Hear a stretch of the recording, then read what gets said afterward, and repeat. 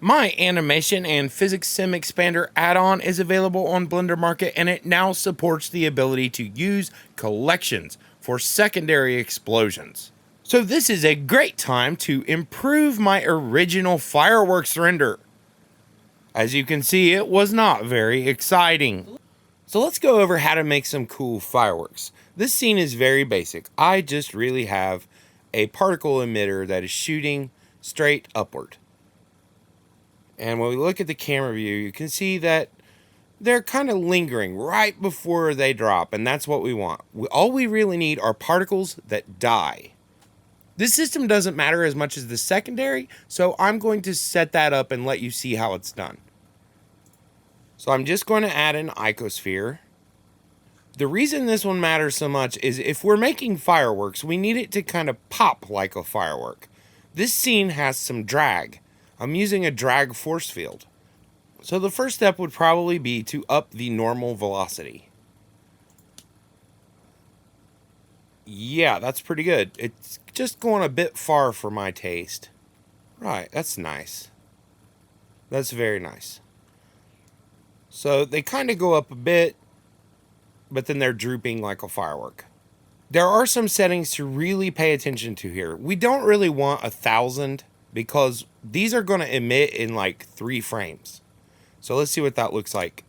Yeah, very quick. We want more like, say, 70. Yeah, and they're nice and distributed. The reason we only want 70 on this emitter is because we're going to make every one of these other particles emit as well. And that's going to be a lot of particles. I like them to live a little longer. And another thing that would be nice here, there are very important settings. We need to make sure that show emitter is off. We also want a texture. So we add a new texture, go down here, we pick blend.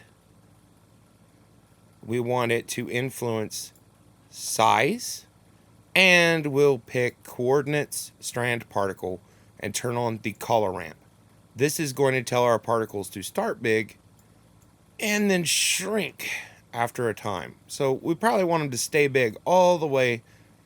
Whatever is white will be full size. So they'll stay big 3/4 of their life, and then they'll shrink when they die. And getting this one right is important because we're going to use this as the basis for all of our secondary emitters. So we can name it secondary, and we need a particle for it.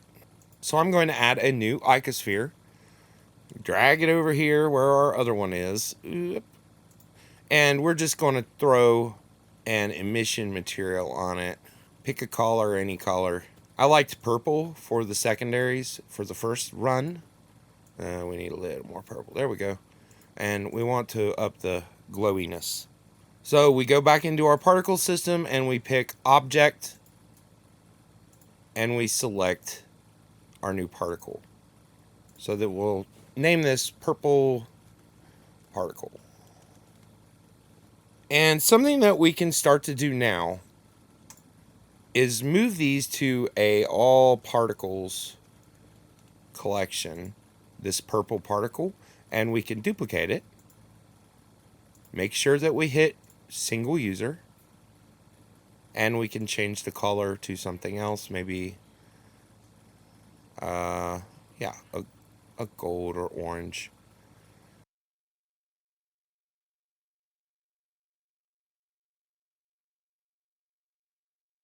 So let's say we want to make an emitter group that's just blue, white, blue, green, and white. Let's do that. Hit Shift D, move them up on the Z, and push M. New collection, blue, green, white. And now these are duplicates of those originals. And we can keep doing this, like pick a red, a pink, and a blue.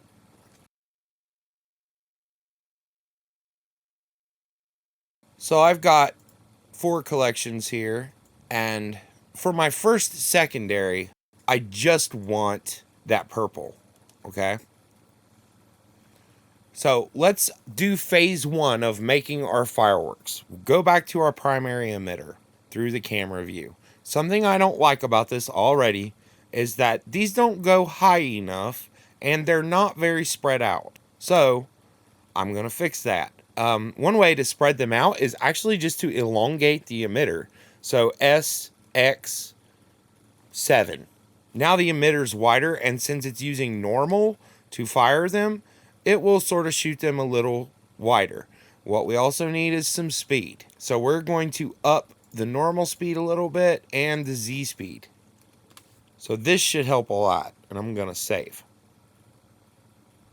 Yeah, decent. Some are going higher than others. This is only firing 12. The reason being, you can set up a second of these so that you can maybe make some further back, and you could put some side to side. Yet that way that if you want a grand finale, you can set up some that go off later in the process. But for now, we're just going to make one basic setup. So I've got my emitter, and I'm going to use particle emit on death tool. We're going to pick the emitter and the secondary. That's all for this one.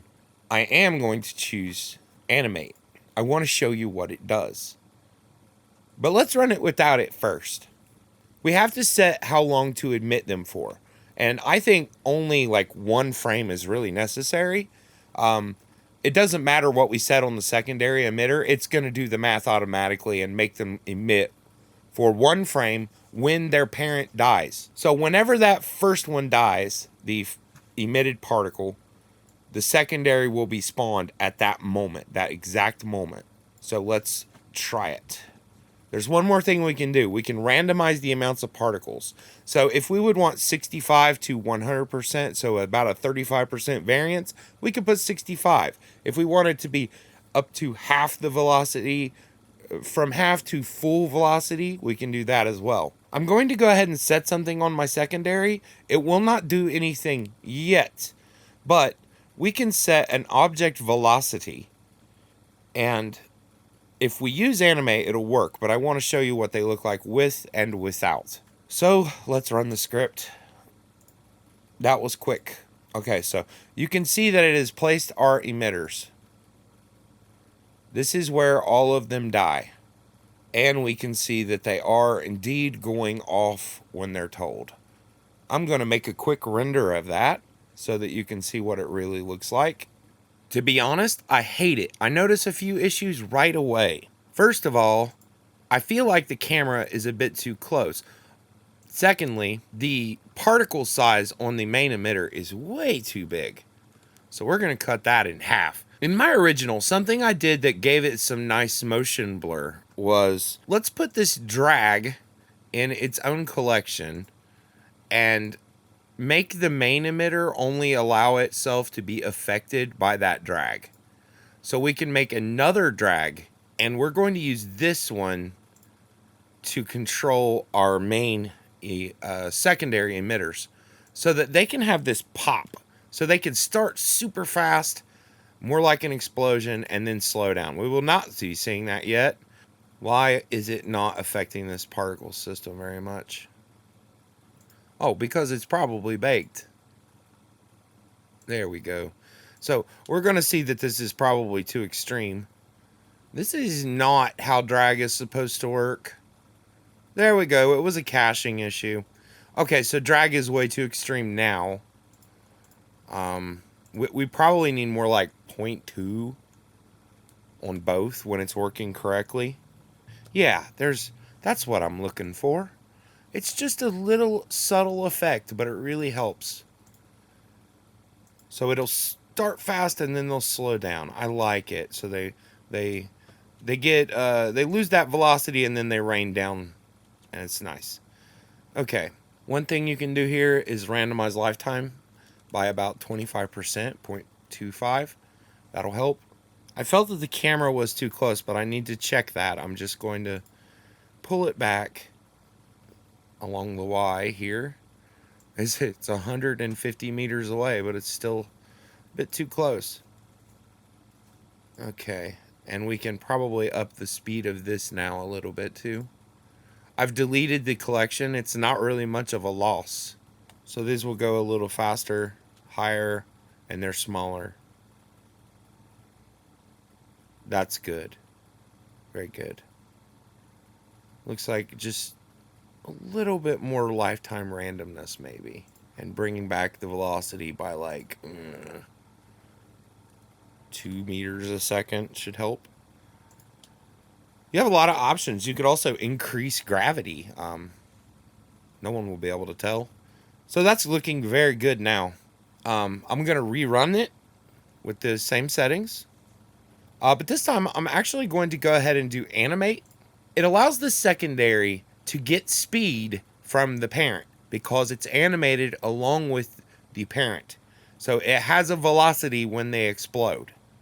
So if we pick animate, these secondaries will actually follow their parent particles. So let's try that. And it makes it much less homogeneous, I guess, because each one has a different speed and they're going to inherit different amounts of speed. So let's see if we can see them. Yeah, see, they're following along nicely. But this will keep them from being too... they're not perfect circle explosions because of this little factor. And you can even go nuts with this and give them really crazy high velocity. And the motion blur on it is just beautiful. But this is phase 2 now. So let's rename this collection. Because the system always makes this collection. If we name it something else, we can make a new collection with a separate set of particle systems in it. And that's always a good idea. One thing we'll do is bake all here. In the first version of my script, you could not use collections. So now we can do tons of emitters at once and look for all of their baby particles and replace them with something. But the problem is, if we did this right now, they would all be purple.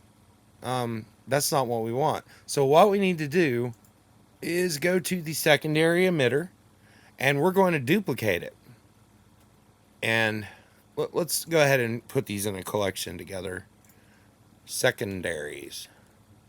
So this secondary, I'm going to go down here and instead of picking object, I'll pick collection and we will choose instance collection, yellow, white. This one, collection, and we'll pick pink, blue. And another thing you can do, since you've got these set up, hopefully all correct. This one is still object. This one can be all particles. So it'll have a really super colorful one with a little bit of everything. So another thing you can do though is duplicate and just make some of these just the same color. Like I found... Let's have a look at these. I found that the red had a really nice look. Yeah, so they're working well. So we can go to collection and we can pick our secondaries collection. Now, what we want is not fully random. Otherwise, every single particle will pick a random from this secondaries collection. Whereas without it, it's going to make each parent particle, when that one's babies go off, they're all going to be the same color. That's why this setting exists, so that if you have various colors of explosions, that they can be grouped together correctly. And we will pick animate because it's awesome. I do have one that's not using animate, and I'll show it to you. So we run this, and we'll get another new collection. It doesn't take that long. It's not excruciating. It can be. It could take a while on 100 or something. So now we have our new collection and we should bake these. So pick bake all dynamics, save first always. Pick bake all dynamics and it will do every single particle system in your scene and make sure they're all baked. Every single one of these guys is animated now. So we've got the fireworks and I'm going to render these puppies.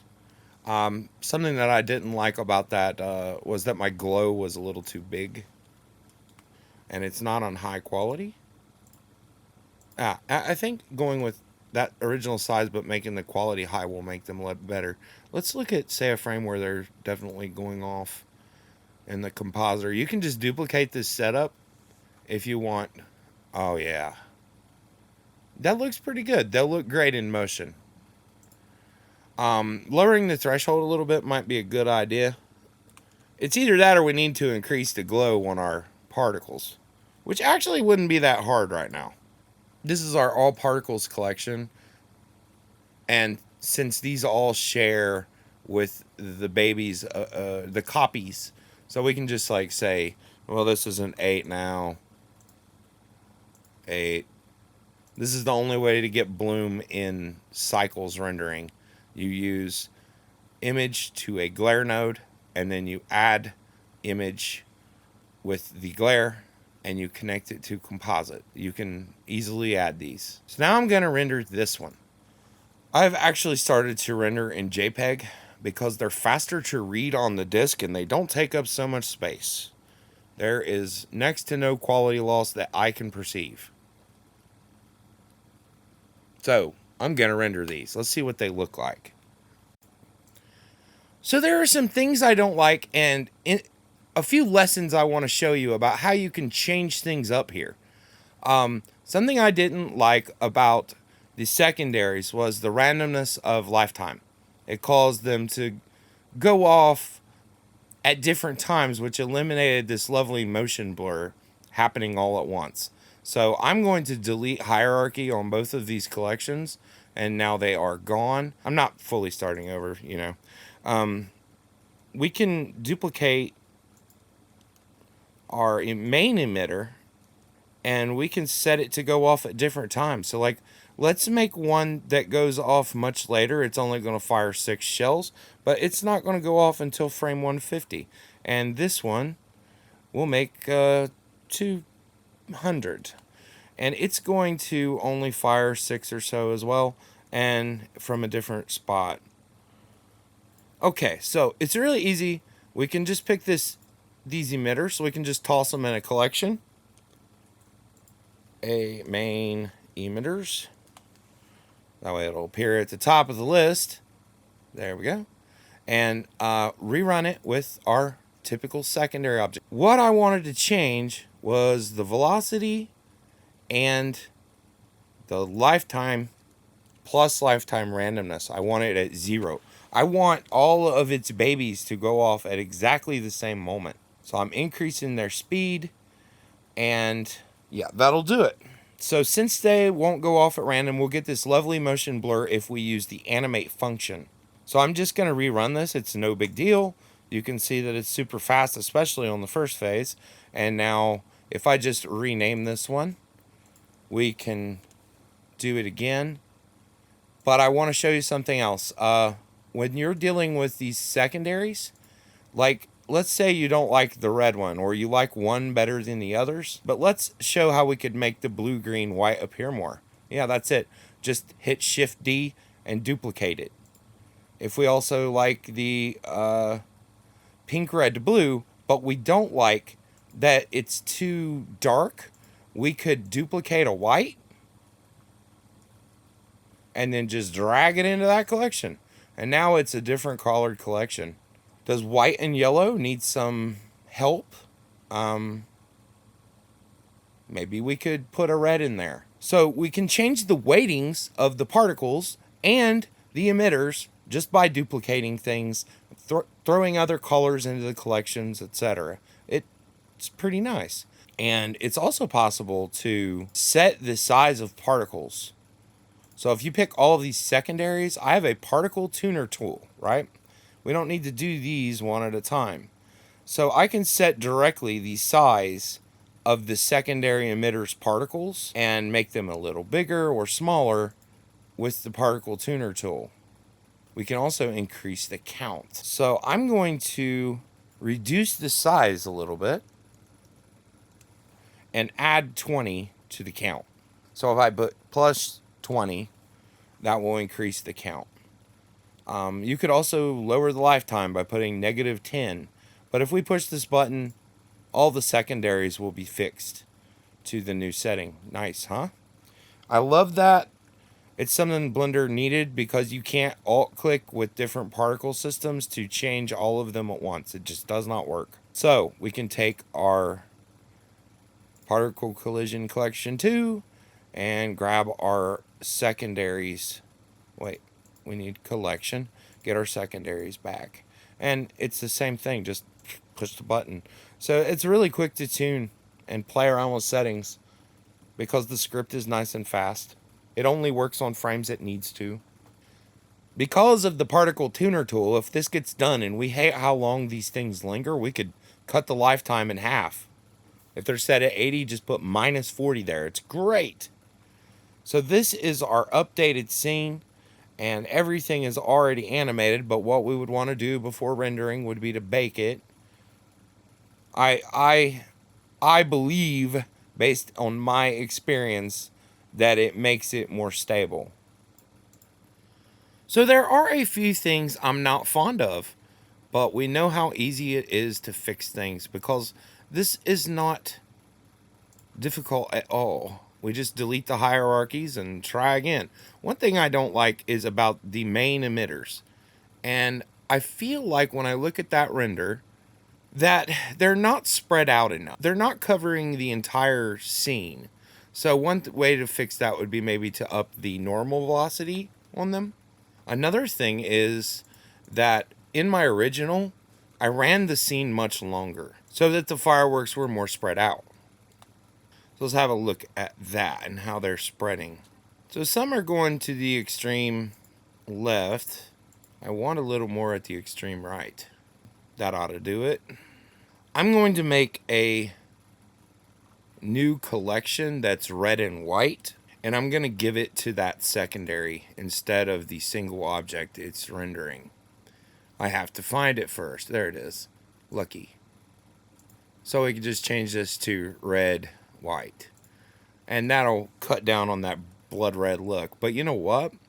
I think everything else is about right. But I'm going to do something a little more extreme this time. These secondaries, I want them to be faster. And I think a fun way to do that is to up the object velocity, the parent inheritance. You can do up to 200 if you want, so they would move 200 times faster than the parent was. So what I'm kind of doing here is I'm going to increase the drag so that things will start much faster and then taper off so that we'll get a more extreme motion blur. So the way to do that is increase the normal velocity on our secondary, the main secondary emitter. In case you saw my other scene and wondered how I made that nice blue light, all it is a big sphere. And I scaled it up and put a blue emission on it. Move this as far back as you want, but I like this backplate, I really do. I'm just going to increase the roughness a bit more and lower this light a bit more. Render this bad boy, and I'm hoping this will be my favorite. As you can see, there are many ways you can play around with this secondary explosion feature. If you enjoy my add-on, be sure to leave a review. You can find a link to buy it in the description of this video.